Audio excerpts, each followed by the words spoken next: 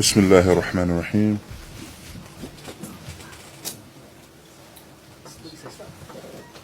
Do something was missing.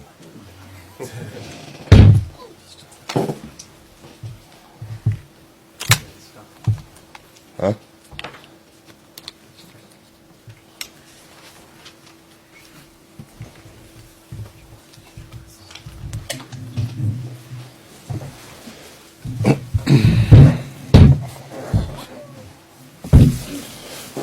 بسم الله الرحمن الرحيم. الحمد لله رب العالمين وصلى الله وبارك على أشرف الأنبياء والمرسلين نبينا محمد وعلى آله وصحبه وسلم.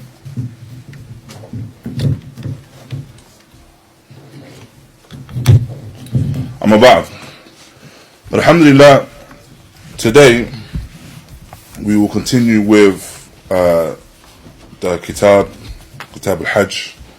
And previously we discussed some of the main aspects of the Hajj.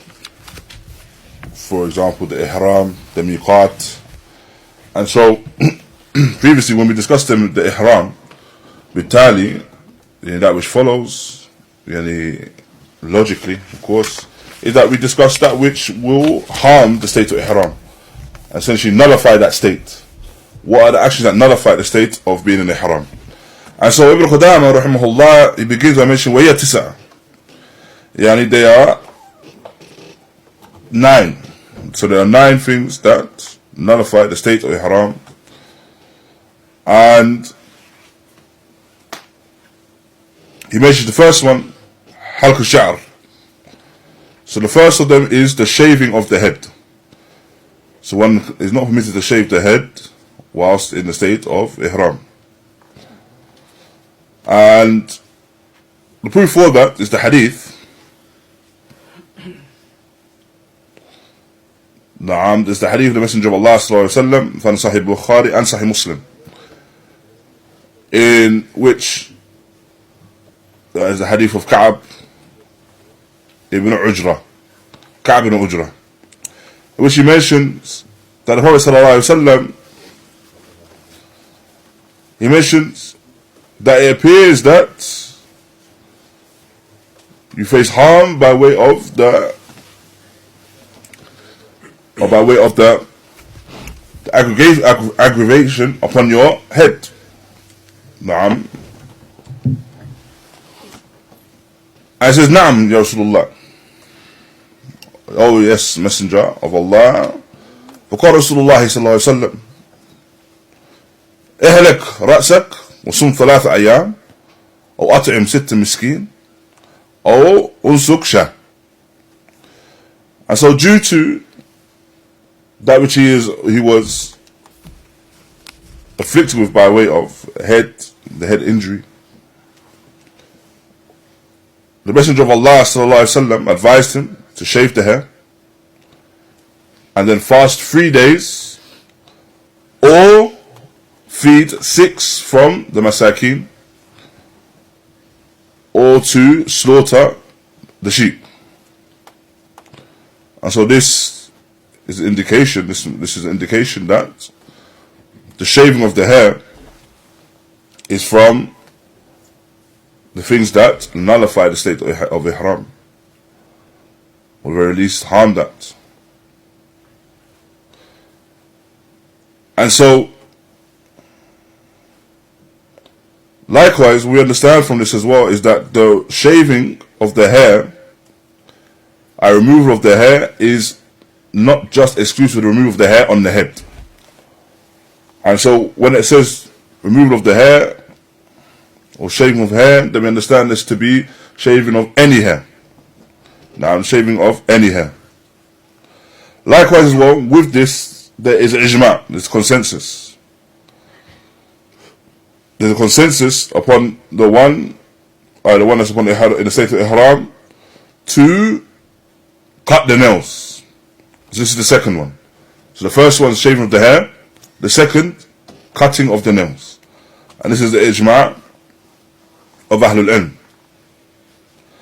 And the person cannot cut the nails illa min udhr, the person is not permitted to cut the nails except if they have a justified and legislated excuse. And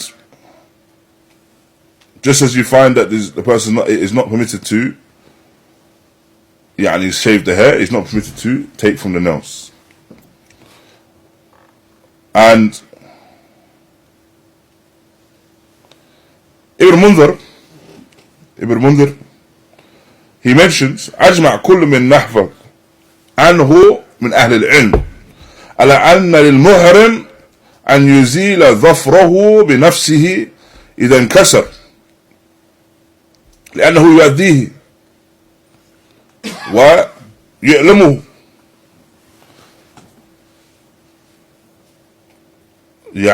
وأشبه الشعر يطلع في عينه وصائل يصول عليه. And so Ibn Mundhir, he mentions that there is consensus in relation to the nail. Consensus from the people of knowledge that we have memorized from, as he mentions, is that the muhrim, the one that is in the state of ihram, he is permitted to remove the nail himself if it breaks. Why? Because it's bringing some form of harm. The nail that's broken now has brought harm and is bringing some sort of pain. And this is compared to the hair that may overgrow and may enter into the eyes. Again, this should be removed. This is meant to be removed. And so, what we understand from the speech, again, going back to the affair of the udhr, the legislated excuse, that the individual is permitted to take from the nails if he has a legislated excuse, excused by way of the shar'. Thereafter, Ibn Qudam goes on to mention, ففي ثلاثة منها دم وكل واحد مما دونه مد الطعام وهو ربع صاع. And so he mentions 3 from these mahdhurat, the things that cause or nullify the ihram. 3 of them require the slaughter. Now, 3 of them require the slaughter. So when you find in the books of Hajj, when they're discussing the manasik al-Hajj, they will mention the dam. Dam literally means what? You don't know? Blood. Dam literally means blood. However, what's referring to here is the slaughter. Now, that the slaughter is done as a means of expiation for that particular action. So, for example, the ones we've discussed previously, the one that shaves the hair, before he's completed the manasik al-Hajj, the rites of Hajj, then in this scenario he may do one of 3 things, which are, remember? Fast 3 days, or 36 from the poor, or he may do now. And so what you find is that he mentioned, for example, فَعَلَيْهِ بِالدَّمِ, upon him is the blood, and referring to the slaughter. So with this is mentioned that he does the slaughter, except if he is not, or except in a scenario where he's permitted to do other than that. He's permitted to do the feeding of the poor, or he's permitted to fast as expiation for that action.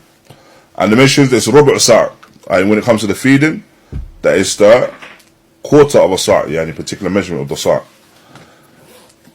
So that's the second. The third, الثالث لبس المخيط إلا أن لا يجد إزارا فيلبس سوارين أو لا يجد نعلين فيلبس خفين ولا شيء عليه. And so the third is that the person wears clothing that is stitched. So for example, the qamis, the person wears the qamis. You cannot. This is not permitted to wear. What did we say? That is when we discussed the ihram. What is the clothing of the ihram? The izar.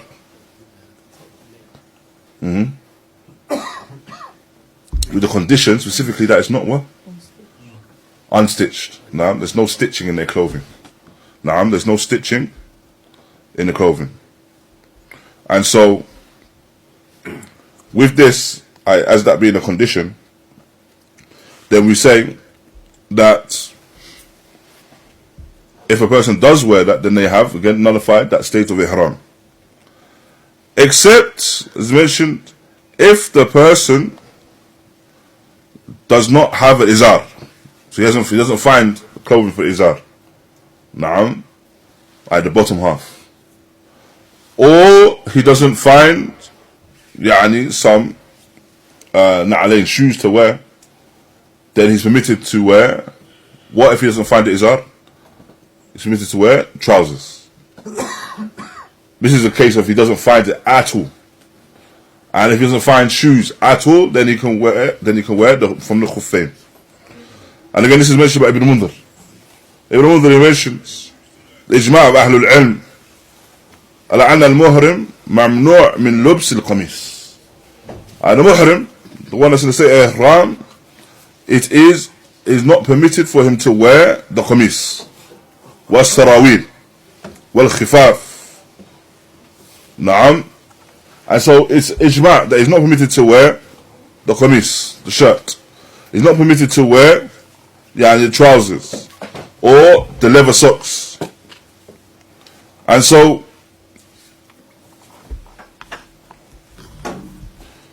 this is based on the hadith muttafaqan alayh, where the Messenger of Allah sallallahu alayhi wa sallam, he outlines these things that are not permitted to be worn. He mentions لا تلبس القميص والأمائم والسراويلات. Now إلى آخر الحديث, hadith found in Bukhari, Muslim, where he mentions specifically the prohibition: do not wear the qamis, the shirt, or the ama'im, that which is worn around the head, the imama, or the trousers, or anything that is regarded as being from the shirts. Likewise, do not wear from the leather socks. So of course leather socks are stitched. So anything that's stitched. إلا أحد لا يجد نعلين, except for the one that does not find shoes to wear. فليلبس خفين, then he may wear the خفين. وليقطعهما من أسفل من الكعبين, and he cuts them from below the ankles.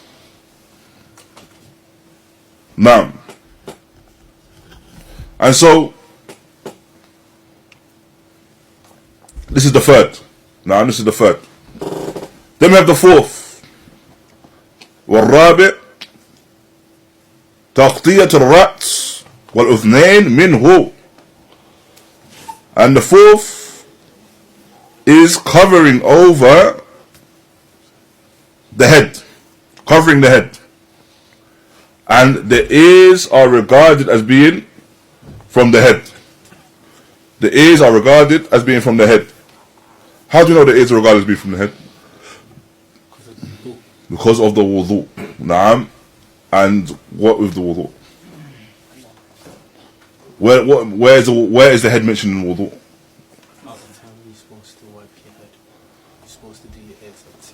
Where is it mentioned? The ayah. Now, so the ayah mentions the wudu. And the ayah mentions what first in the wudu? Washing the face. Then washing the hands, the arms. Then wiping the head. And then washing the feet. So when you understand this now, that these are the four things mentioned in wudu: the face, the arms, the head, and the feet. Naam. However, then you have the detail of the sifa of the wudu, the description of the wudu, the manner in which wudu is performed. Naam. And the manner in which wudu is performed, it mentions the washing of the face, along with madmada wa istinshaq. So when we understand this description of the wudu, along with the ayah, then we understand that the madmada, the nose, and that which is entered within the nose, and that which is entered within the mouth, is from the wudu. Naam, it's from the washing of the face, rather. Naam, it's inclusive of that. Naam, is it clear? Likewise, then we come to the part where it mentions the wamsuhu bi ru'usikum. Now, wamsuhu bi ru'usikum. And so wipe over the heads. When we have the description of the wudu within the hadith mentions the wiping of the head as well as the wiping over the ears. And so then we understand that the ears are inclusive of the head. And so thus when we discuss the head in ahkam, the head is inclusive of the ears. Naam. And so when we're talking now about this fourth nullifier, then this fourth nullifier is the prohibition of covering the head, and that which is inclusive of that is covering over the ears. And there's no khilaf, there's no difference of opinion amongst Ahlul Ilm. Naam. And so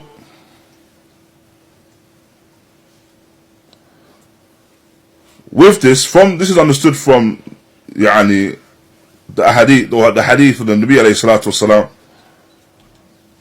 found regarding the mayyit, the one that has passed away, where he mentioned alayhi salatu wasalam, لا تخمروا رأسه فإنه يبعث يوم القيامة ملبيا. I do not cover his head. Naam, do not cover his head, for indeed he will be raised Yawm al-Qiyamah, stating the talbiyah. What's understood from this is that this is a general prohibition of covering over the head. So even though we understand that the one that is wrapped during the washing or after the washing for the janazah, the one that is wrapped, that he is not permitted, or is not permitted to cover the head. Just anyone else that has passed away before the janazah, after the washing, you would cover the head. You cover the whole body. In the shroud, you cover the whole body. As for the muhrim, the one that dies in the state of ihram, then when he dies, the head is remain uncovered due to this narration. However, this narration, Ahlul Ilm, they mention this is something mentioned as ijma'. Naam, ijma' again mentioned by Ibn Mundhir. He mentions ajma' Ahlul Ilm ala anna al-muhrim mamnu' min takhmir ra'sahu, or min takhmir ra'sihi. And so is ijma', the consensus that it is not permissible for the one that is in the state of ihram to cover over his head. Naam, to cover over his head. And this is due to the general narration here. Also, some of Ahlul Ilm, they mention in relation to this as well, is that this is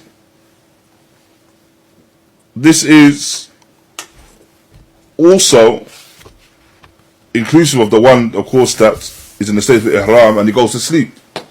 And some people, when they go to sleep, they cover over the head. This again enters into that hukum. And so whilst a person, of course, if he's sleeping and he's not aware that he's covering over his head, فَلَا شَيْءَ عَلَيْهِ. Now there's nothing upon him. Why? Because he's not aware of what he's doing, he's sleeping.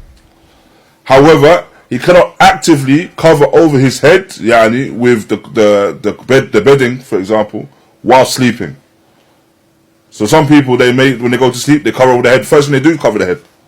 Naam. But when they say ihram, you cannot do this. Why? Because the covering of the head is not restricted to clothing. Naam. Because they're general. The narration mentions in general, do not cover the head. So it's not restricted to clothing.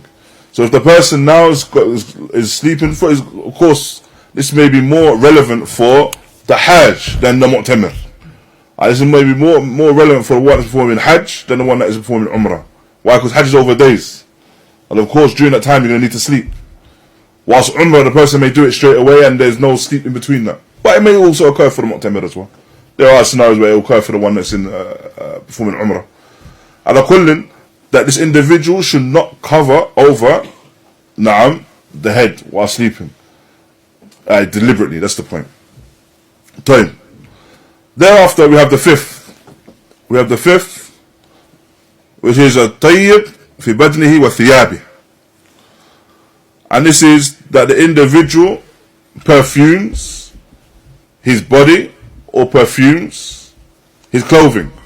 Now, perfumes his garments. And again, this is something which is mujma' alayh. Mentioned that there's ijma' in relation to that. This is due to the narration found in Sahih Bukhari. It mentions لا تحنطوا, يعني تحنطوا referring to the perfume. You do not perfume oneself or yourselves. And in the narration found, or the wording, the same narration but the wording found in Sahih Muslim mentions لا تمسوه بالطيب. I do not touch it with perfume, referring to the perfume oneself. However, it's important to distinguish between what is done before Ihram and after the state of Ihram. Because what is done before the state of Ihram, can one perfume themselves before entering the state of Ihram? We discussed it last time now. You can. And rather, that is what? From the Sunnah. Now, rather, it's from the Sunnah to do. So not only are they permitted to do it, it's rather it's encouraged. It's mahmoud. It's something which is praiseworthy. Thereafter, whilst in the state of Ihram, they perfume themselves. It's not permitted. It's not permitted. But what can be said as well is that it's from the hikmah that the person perfumes himself before the state of Ihram, because they're not permitted to do so whilst in the state of Ihram. They're not permitted to do so whilst in that state of Ihram. Wallahu ta'ala a'lam. Now, then we have a sadis, the sixth. The sixth is a qatl. The qatl, referring to qatl as-sayyid. So the person cannot kill, hunt.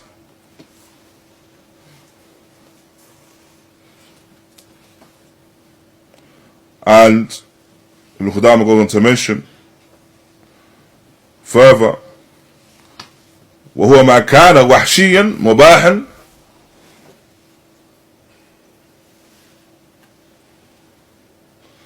وأما سيد البحر والأهل وما حرم أكله فلا شيء فيه إلا ما كان متولدا من معقول وغيره.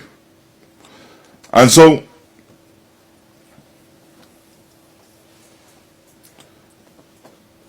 in regards to the hunting is, as Ibn Qudama specified, ما كان وحشي مباحا. What is wahshi, wild, and mubah, permissible. Permissible to eat. This is what is regarded as being hunting. This is what is regarded as being hunting. And there's no khilaf in relation to that. As for that which is domesticated, or that which is haram to eat, then this is not regarded as being from the hunting. So thus, due to that, la shay alayh. There's nothing upon him by way of expiation. So it's important to distinguish a person. The qatl is not something which is comprehensive, any form of killing of an animal. No, rather it's the qatl as-sayyid. So it's the qatl, the killing of something which is permissible to be eaten. And so they kill it for that, or they kill it and they hunt it in that regard. This is something that cannot be done whilst in the state of ihram.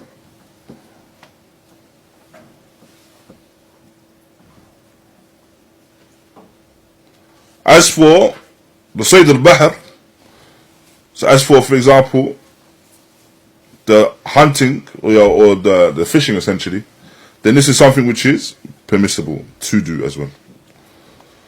This is permitted. Thereafter, we have the 7th, which is the Aqd al-Nikah. لا يصح منه ولا فدية فيه. And so, the Aqd al-Nikah is not permissible, and rather it is not a correct nikah. So doing the marriage contract whilst in the state of ihram is not a correct nikah. Naam, but there's no fidya as well. There's no expiation to be done in that regard. Now, what we understand from this tahrim, the affair of it being haram, is that this is the tahrim for all parties. Naam, the tahrim for all parties. Meaning, the person cannot marry the one that he is a wali for, he's a guardian for, whilst in the state of ihram, nor can a person accept the offer whilst in the state of ihram. Naam, so if any of those parties in the state of ihram, then this nikah cannot be performed. Naam. Naam. This is due to the hadith of the Messenger of Allah sallallahu alaihi wasallam, where he mentions لا ينكح المحرم ولا ينكح ولا يخطب. And so the Messenger of Allah sallallahu alaihi wasallam, he mentions that the one that is muhrim, the one that is in state of ihram, cannot make a marriage contract, nor can he marry someone off, as the wali, nor can he make an engagement, nor can he make an engagement. And so this is what we understand from the one making a marriage contract. Then we have the 8th, is al-mubashara li-shahwatin fima dun al-farj. And so with this 8th is the touch and the sexual touch with desires. Naam, that occurs between the man and the wife with desires, without the touching of the private parts. And so with this differs from the actual contract. The person does a contract is one thing. Thereafter, what occurs, if this occurs, then this is something which causes the person to nullify that state of ihram. Naam. Wallahu a'lam. Then we have the 9th. We have the 9th and the final. Is al-wat'u fil farj. فإن كان قبل تحلل الأول فسد الحج ووجب المضي في الفاسد والحج من قابل. وإن كان بعد تحلل الأول ففيه شاء ويحرم من تنعيم ليطوف المحرما. And so here it mentions the individual that has sexual relations. This is the 9th one, 9th and final. So sexual relations. So this is again, of course, is more than just a touch with desires. And this is the actual act. In this regard, then Ibn Qudama, he mentions that there's a difference between the tahallul. So for Hajj, the tahallul occurs twice. Now, tahallul occurs twice. Tahallul referring to the effect, in effect, the person leaving that state of ihram. Naam. And so when does the first tahallul occur? You know.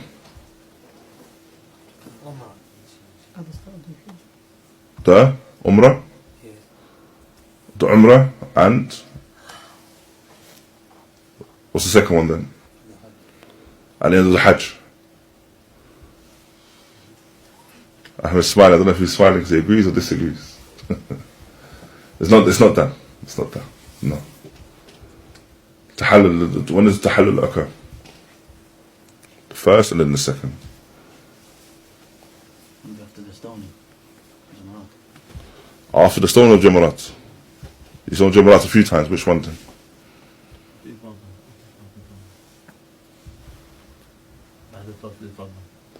بعد طواف الإفاضة. طيب that's the tahallul. The first one. أول. Okay. The second. بعد يوم 12 يوم بعد يعني الجمرات الثالثة يوم 11 و 12 اللي بعد 12 بعد 12 بعد 12 يعني وبعد يعني بعد تشريق قصدك. نعم. And then the second after tashriq, or after he's done the final stonings and the tashriq, and thus he leaves Mina. So the first tahallul is on the 10th day. Naam, so he does all the actions on the 10th day. Do you remember what we did? We mentioned regarding those actions he does on the 10th day.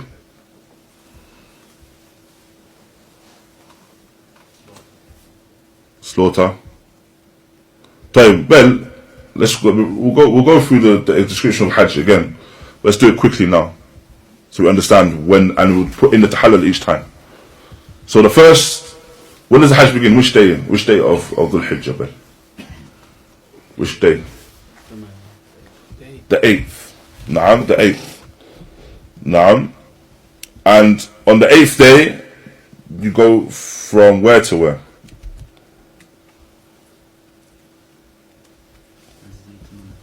From wherever you are, so let's say Makkah, Aziziyah, wherever you are, to Mina. Naam. And then you stay in Mina until the 9th day. On 9th day you go to where? Arafah. Taib, on 9th day you go to Arafah. And you stay in Arafah until Maghrib. Naam. You pray Maghrib Isha, and then you leave Arafah and you go to where? This is on which day now? We're still on? On the 9th day. We're going to 10th now. Going to the 10th day. So then you go to Muzdalifah. You stay in Muzdalifah, and then after Fajr you go to where? This is the 10th day. After Fajr you go where? You go back to Mina. Naam. And you do what?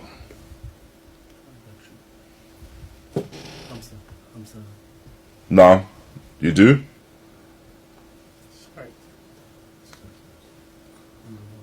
You do that? Stoning? Naam.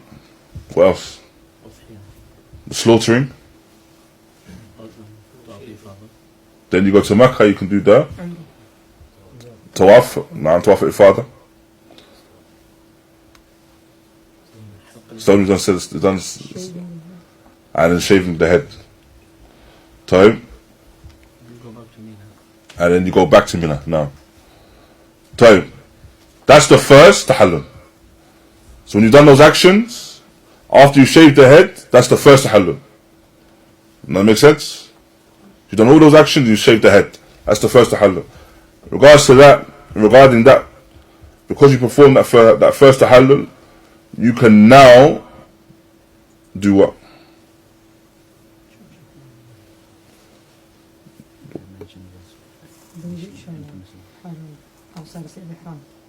You can. Those things which are halal outside of the state of ihram. Those things that are halal outside the state of ihram, except for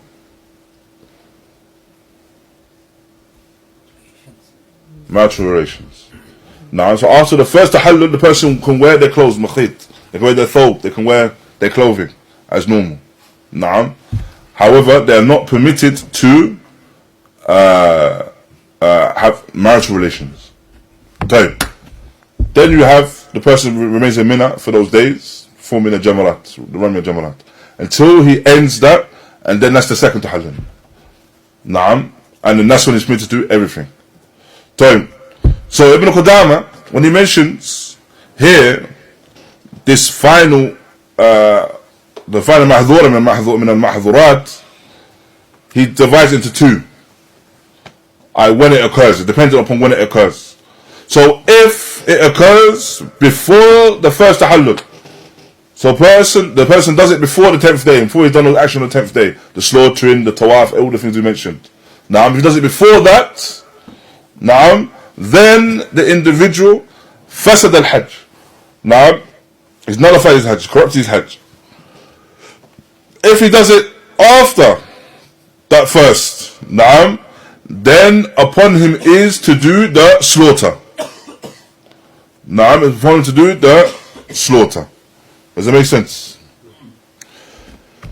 Then he goes on to mention, rahimahullah, that if the person does it, in marriage relations, whilst in the state of ihram for Umrah, afsadaha. So if it's for Umrah, just Umrah, not Hajj, then he's nullified the Umrah.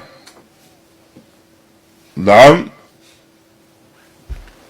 And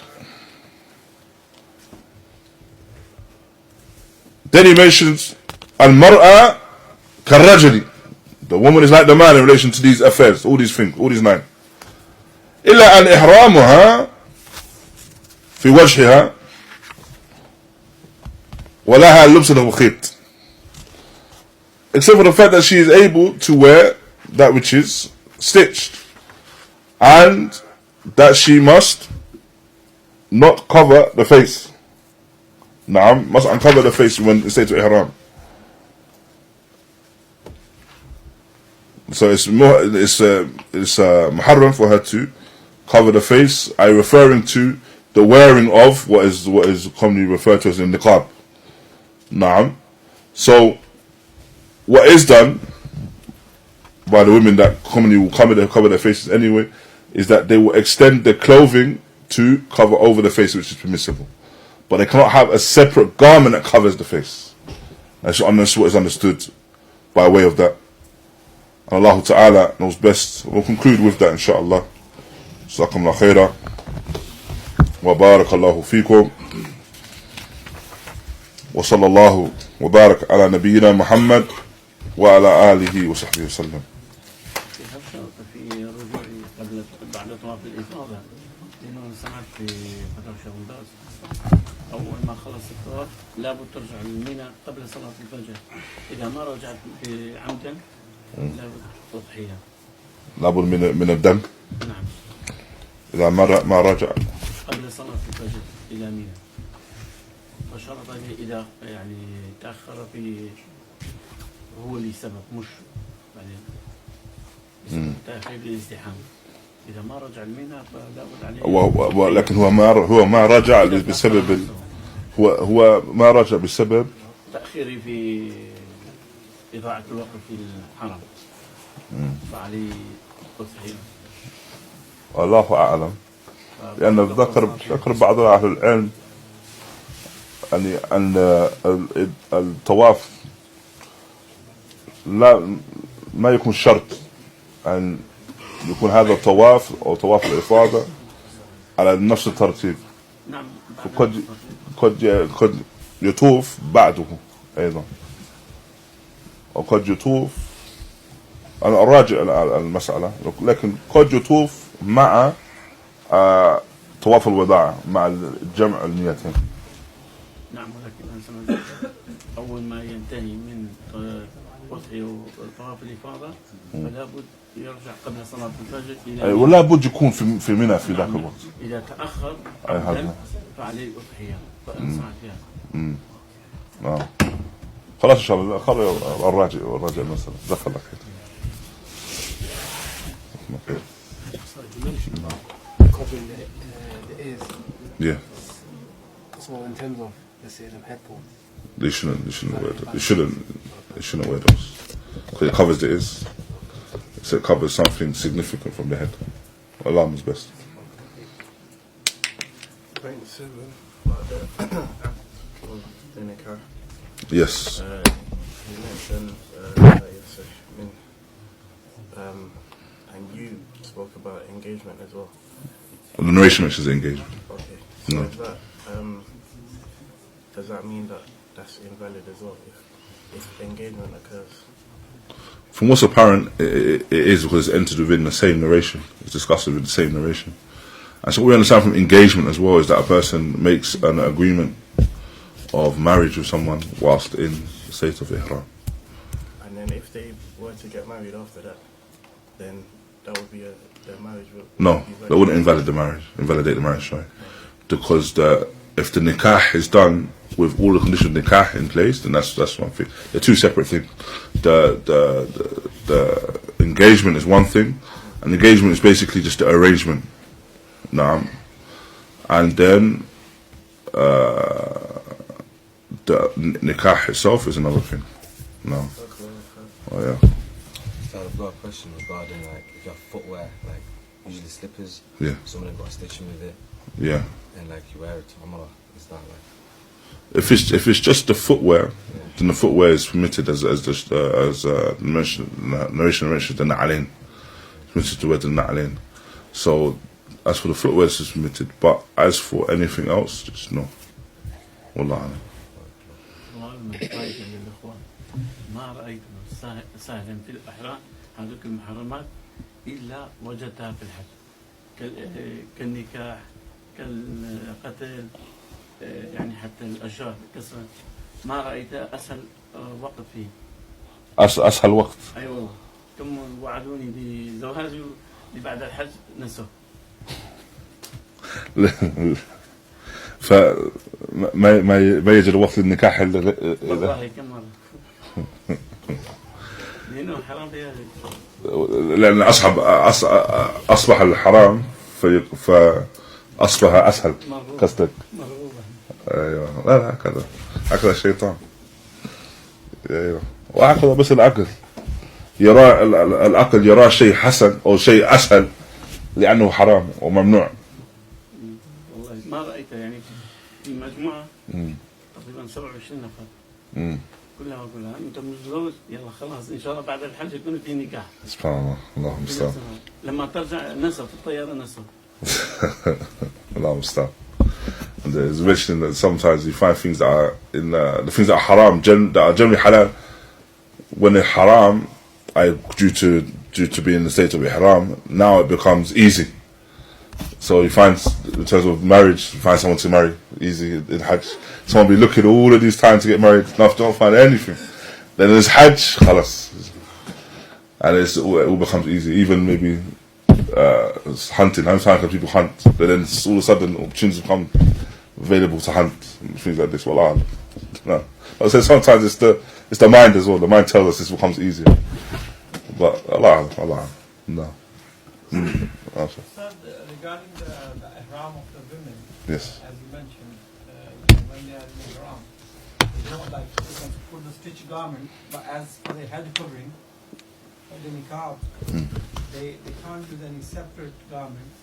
But if they have the head covering like the what they call it, veil, The khimar. yeah, they can cover their face. They can use that to cover their face. No, it's Like sometimes they put on like this and then they cover with the same garment. Is that allowed? the same garment. If it's using the same garment, now. So the covering of the face, we understand from the covering of the face, is that they cannot use a separate garment. So generally the woman, outside of ihram, she has a separate garment to cover the face. No, but if she has the same garment and she uses that same garment and it covers over the face, then that Is it afdal for her to cover or is it afdal for her to leave it while ihram? from what's apparent, if upon the opinion of the obligation for her covering her face and it being from her older, she has to cover it still. Wallahu a'lam. Barakallahu feekum.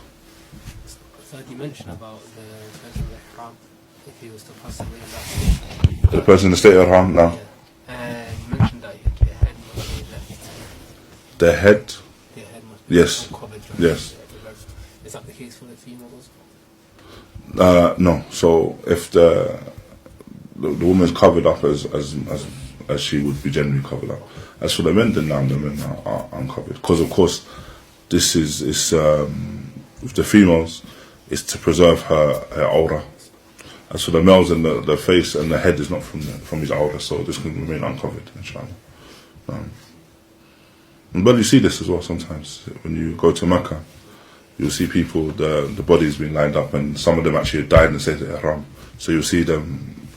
SubhanAllah, you see that it looks like just a set of people sleeping, but that they've passed away. They say Ihram. No.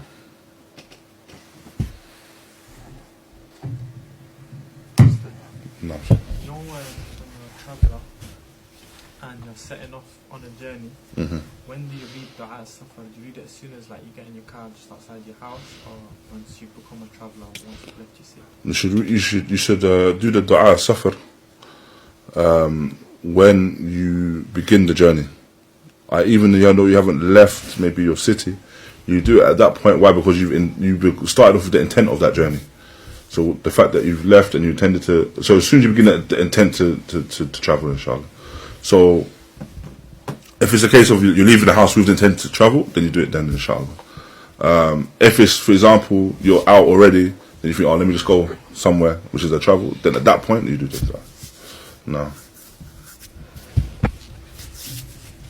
If you're traveling and you go to the masjid for Isha, but you miss the first two rak'ahs. Yeah. First two rak'ahs, then So you're traveling and you miss the first two. Yeah. But when you is only to pray two, but if you pray with the Jama'ah, you have to make up two more. Yes. So if you've come into the masjid, you're a traveller, and they pray, you missed the two, and now you pray two with the Imam, you have to complete the other two as if because you was praying with the Imam in that case. The only time you wouldn't complete is what? In what scenario? If you're the Imam. Huh? If you were the Imam.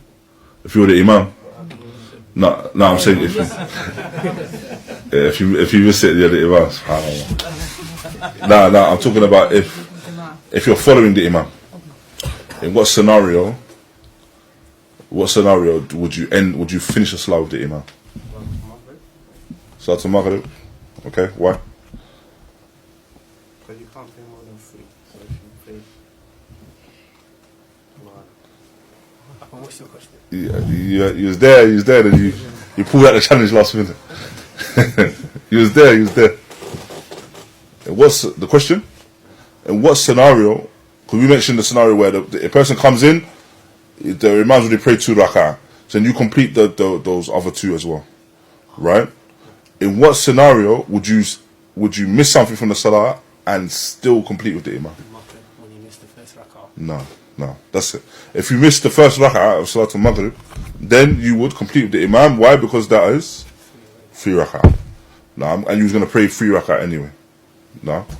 Is that the case when So, sorry, Afwan. So if, not Salat al-Maghrib, it's upon you to play Maghrib. But the Imam's praying Isha.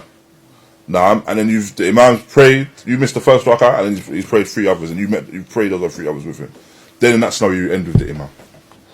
You finish the salah with the Imam. Afwan, sorry. you answered the question. I said, is that the case when it's traveling? Yeah, when he's traveling, yeah. When he's traveling. So if you're a traveller, you go to the city and then you pray Maghrib with the Imam. So what's better for you to do the Jama'ah with another 2 for Isha? Or just wait, as you know you're going to be there and they're going to do Jama'ah anyway.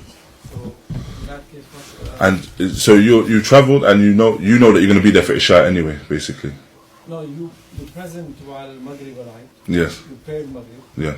After Maghrib, with the travel you have to combine Maghrib and Isha. You don't have to combine. Huh? You don't have to combine. You don't have to. No, you have to shorten, but you don't have to combine. Or it's not like, is it not better to combine the both? There's Like Dhuhr with Asr, or at the Asr time, Dhuhr and Asr. there's fadl in both, so you can combine and you can pray separately as well. What you must do though is shorten. You can't pray the full salah, if that makes sense. But if you're behind the Imam and they're doing 4, how could you shorten? No. So I mean, if you pray by yourself, other than the Imam. Okay. So if you pray by yourself, you have to shorten, or if you're the Imam, you have to shorten. If you pray behind the Imam that is resident, then you pray the full salah. But if you are praying by yourself, or you're the Imam, then you have to shorten.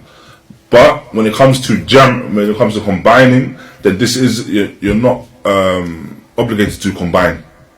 Rather, as well, there's some narration that mention how the Prophet ﷺ would pray the salawat in each and every one of their times whilst travelling. And so there's fadl mentioned in actually praying the salat in its time as well, even whilst travelling. No. So, you know, like when you mentioned that when you're travelling, you have to half your salah, short. Yeah, shorten the salah, yeah. Okay. But what about if, like, say, if you go to visit family members, and you know that you go from Manchester to a different city, you're going to be there for like a week. Obviously, you've travelled there. The first day you got there. Yeah. Do you still need to, if you know that you're relaxed, you not just pray like normal without short? We hope you be relaxed anyway, inshallah.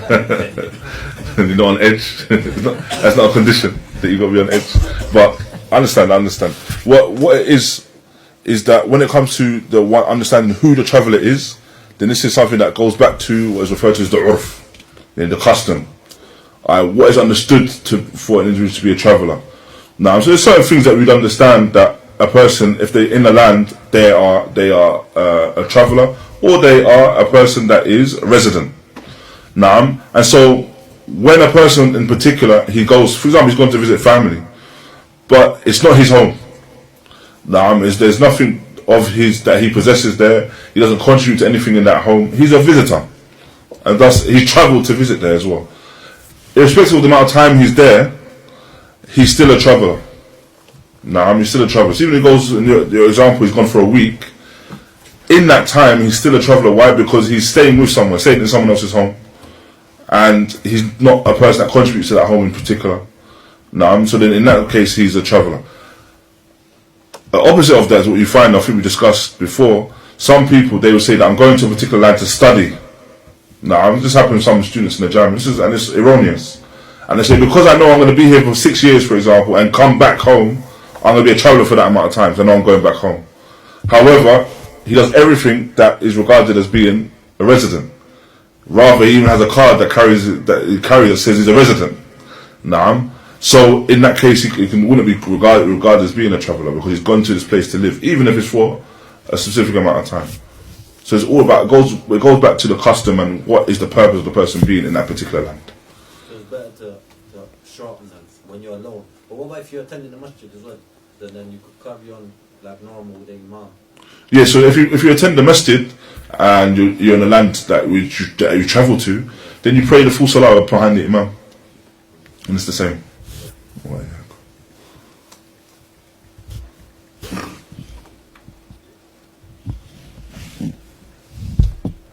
خير.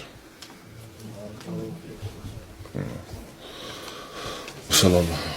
نعم. Is it required for us to pray with the sutra when we pray every time? Is it required to pray with the sutra? Yeah, with the sutra.